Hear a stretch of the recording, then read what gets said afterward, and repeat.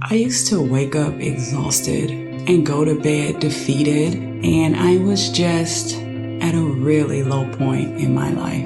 If you are a teacher who feels like you're losing yourself, then this video is for you. Today, I'm going to share my story and how I was able to use self-care to overcome teacher burnout. Let's talk about it.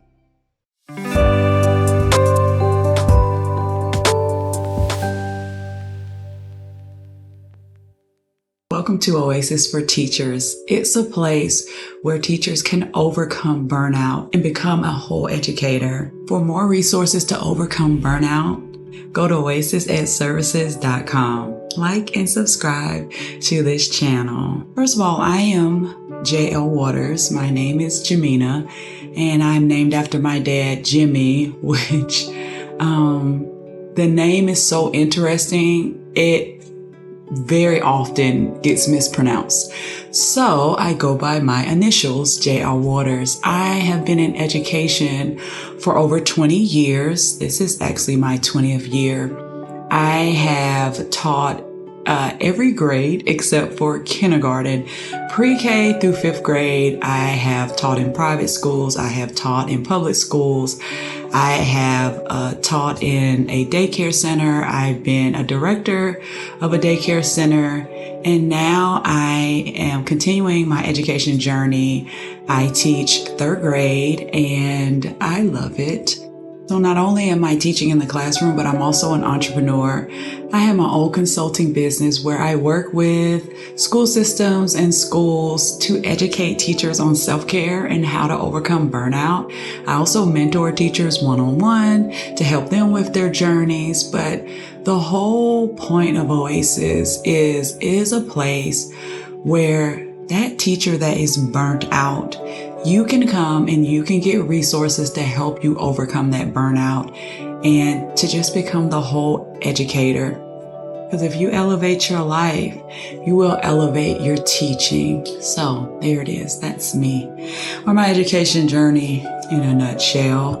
So I want to talk to you today about my burnout moment. So throughout my life, I have dealt with moments of anxiety and depression, just in general. But I would say one of the lowest points in my life was a couple of years ago. Let's go back to 2023. And the year started off the very first week of January. My mom went into the hospital. She had passed out. She thought she'd been not feeling well for a while, and she thought that maybe it was COVID because she was having headaches and things like that. And she went into the hospital. We got a call the same day. The doctor was like, we had to incubate her. She's in a coma. She's going in hospice. She's bleeding internally. We can't stop it. And she's going to be in hospice care until she transitions. And we were like, what? So, I mean, imagine just the shock of that at the very beginning of the year. And I had not lost anyone who was close to me before. So I didn't really, of course I had gone to funerals before, and obviously I've gone to funerals. I've known of people who have passed away, but no one that close to me. So going through that process is incredibly hard. So, anyone who has lost a loved one and you are trying to plan a funeral in the midst of the shock of everything, and you're planning this whole thing. I planned a wedding before. I planned, sweet 16s and baby showers. If you've ever planned a quinceañera or a bar mitzvah or a birthday party or a wedding, you have time. You usually go like a year out on some of these things or more. You have like a week to get all of these things together in the midst of the grief and the shock and all the things. You just lost someone dear to you. It is a whirlwind. And honestly, I feel like you don't even start to grieve until after all of that is over. It is a crazy, exhausting experience. That was January. That was just January of 2022. I got remarried the year before, and this year in 2023, we were empty nesters, and we decided, since all of our children are grown, we are going to make a move. And so I promised my children, I'm not moving again until all of you all finish high school. So we made a move. And I could teach anywhere. He's in the restaurant business. He can manage anywhere. So I just started looking for jobs in different counties. Got a job, so grateful, but it was really hard to leave the school where I was because I had been there for 8 years. And it was just a very, very special place for me. We were like a family, so it was hard leaving them, but I got a job and we moved to a different county. On the exact day that we were moving, I was in the U-Haul. One of my daughters was home from school. She was driving my vehicle. My husband was driving his vehicle. On the way, moving to our new home, a car slams into him on the expressway. The car's totaled. He's in the hospital. And when he comes home, he can't work. So because he had hurt his back, he couldn't help me unpacking, getting things off of the U-Haul. Like, it was sheer, it was so crazy. It was chaos to me. I was just spiraling. And in the midst of that, you're talking about now we're going from 2 incomes to just one income. I'm moving into a new house. The summer's not but so long. So in about a month or so, I'm starting in a new county. He's still not working, learning the new county, learning my new position, all the things. And he was able to work later on, closer to the winter time. But then also around that time, we now have a visitor. His son moves in with us. Which, if you are part of a blended family, you understand how challenging it can be with stepchildren and step-parents and blended family. And we're all trying to live together and different personalities. And we're newly married. And it was so stressful. I had gained a bunch of weight. Like, it was literally the worst. That by December of that year, I had really spiraled. I felt myself slipping back into the depression. I looked at myself and I couldn't believe how big I had gotten. I was overwhelmed by life and just everything. In 2024, I said, you know what, Jamina? Something has got to change. I can't keep living life this way. 2024, I said, Jamina, we're going to make a change. I started by seeing a wellness coach, and she helped me. She introduced me to yoga. She helped me with my diet and exercise and stretching and just taking care of myself mentally, physically, and spiritually. I started seeing a therapist who specialized in grief counseling. And so I got the help that I needed to just help me go through that process of grieving my mom. I started listening to podcasts, especially Lewis Howes, and I was learning from the podcast how to change things in my health, how to do things for my mind, read books, listen to podcasts, go outside. I started taking walks outside. I was doing yoga on a regular basis. I started incorporating a morning routine, and slowly but surely things started to turn around. And by April of that year, I went to my doctor, and even though I was doing certain things and I was doing so many things, I'm now in my 40s. The weight's not coming off the way it did in my 20s and 30s. And so I spoke to her about weight loss medication. I had a good friend at school that was losing weight, and she told me about Zepbound or about weight loss medication. And so I talked to the doctor about it. I started taking Zepbound, and that accelerated my weight loss, but not just my weight loss, because it's incredible how your gut health is related to your brain's health. And so by losing weight and taking weight loss medication, it just totally transformed my life. I started working out more. I was introduced to meditation, so I added meditation to my morning routine. I increased my prayer time. I was reading, I was listening to podcasts, doing yoga, walking every day. It was in my heart to be a mentor for teachers, to help them to be the educators that I knew that we all should be, because I got to a point at the end of the previous year that I wanted to quit. I didn't want to teach anymore. Honestly, at some points, I didn't want to live anymore. I felt like, you know what? The world will be okay. The world will be okay without me. I'm not making that big of a difference. It will be fine. Let's just make the pain go away. I don't want to do this anymore. And so to get to this place and to know that through intentional self-care that I did totally change my life, I'm telling you, you can change your life and I can help you to get there. Gosh, you guys are so great. Listen, if you are feeling that same way, and hey, maybe you don't deal with depression or anxiety, but you are just tired. You are just exhausted. You don't want to teach anymore. The joy is gone out of life and teaching. I'm telling you, there are intentional things that you can do to absolutely change your life story. It can change the trajectory of your life. You can elevate your life and elevate your teaching. And I know it for a fact because that's exactly what I did. And in Oasis, I just give you the blueprint. I give you the things that you can do to become a whole educator.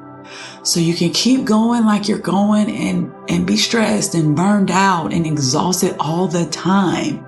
Or let me show you how you can use intentional self-care to absolutely transform and change your life. Let's talk about my self-care reset. And these are the 5 areas that I teach about in Oasis. And I just want to break down each one and how I have used self-care to change my life in these 5 areas. The first one is physical. I'm very mindful about my sleep. As much as possible, I go to bed at the same time. I wake up at the same time. I sleep between 7 to 8 hours a day. I make sleep my priority. I am mindful about what I eat. I eat a lot of proteins, a lot of whole grains, whole foods. I stay away from processed foods and fast foods and fried foods as much as I can. I started with a water bottle. It helped me throughout the day to drink more water. I started working out. I was doing yoga. I do Pilates. I do strength training. I recently started going to the gym. So all of these things have helped me in my physical body. As far as my mental health, again, I'm still seeing my grief counselor. I have added another therapist. I see 2 therapists. And you know what? Whatever it takes. The trauma that I experienced in my 20s and the just trauma that I've experienced in my life and just trying to deal with the day-to-day, whether it's marriage, being a parent to adult children, work, having a business, still healing, because for a long time, I just stuffed things down and I didn't deal with those things. So still going through that healing process. It's going to be a lifelong process. I'm okay with that. I keep getting better and better. I'll keep getting stronger and stronger. I'll keep healing things. And when certain things trigger me, I'm learning tools on how to deal with that. But that's what that therapist is for. So for my mental, I'm seeing a therapist. I'm reading books. I'm listening to podcasts. I'm going out into nature. I'm journaling, and journaling has been life-changing for me. So all of these things are helping me with my mental health. Sometimes just stopping and breathing. Breath work has been incredible for me as well. As far as spiritual, I'm telling you, when you go through something, when I tell you, that is when you dig your heels in, and when you really get in the trenches with God, and you really pray, and you really reach out to Him, and you really spend time with Him. So my prayer life became stronger. I started meditating and really focusing on Him, and just being still and quiet in His presence, reading my Bible, just going to church or listening online, and just renewing that spiritual life in my relationship with God was just incredible. Just incredible. Financially, wow. Yeah, we're at a totally different place, from one income to multiple streams of income. My business is thriving. I'm so grateful. So I'm making more money than I've ever made in my life. And it's not just coming from the classroom, but to be able to create things to help people, and to be able to be a blessing for other people. And in turn, God is blessing me for those things. It's just beyond what I ever dreamed and hoped for. And I'm so grateful that He's using me in this way. As far as relationships, my husband and I, we are ebbing and flowing. If anyone is married, you know what I'm talking about. There's ebbs and there's flows. We're doing a lot better. We started seeing a marriage counselor. We just take it day by day, but we're in such a better place. All of the children are well. My stepson, he did move out. He's doing better. All of our children are thriving. And, yes, all of those relationships are great. Yes, those relationships are thriving, and they're growing, and they're beautiful, loving relationships. But I have to say, my relationship with God and my relationship with myself, the way it has grown over this past year has been incredible. I have taken steps to work on me, and to love and to take care of myself, to finally be at a place where I know I'm worthy and I'm loved and I'm special just because I was born that way and He made me that way. And there's nothing that I have to do to earn it. I am just worthy because God made me that way. And now to truly love myself is absolutely incredible. So I'm so grateful that in all of these areas, God has just brought about a turnaround. But telling you, it took work and it took being intentional. But I'm telling you, if I can do it, so can you. And I'm telling you, because of what it's been in my life, I am very, very intentional, very, very intentional with self-care, It has absolutely changed my life. So I get it. If you're exhausted, if you're tired, if you're burnt out, if you're ready to quit, been there and done that, but there is a better way. And this is where Oasis for Teachers can be here for you. It's time to elevate your life so you can elevate your teaching. So comment below what resonated with you. How are you feeling right now? What things are you doing to intentionally take care of you? Don't forget to subscribe for more videos like this, and share this with a teacher that you know needs it, or they're struggling right now, or they just need a little pick-me-up or pep talk. That's what I'm here for. All right, guys, I hope my story was inspirational and it encouraged you that you can be absolutely amazing, because you already are. There's so much greatness in you. Go forth and be great. See you next time in the Oasis.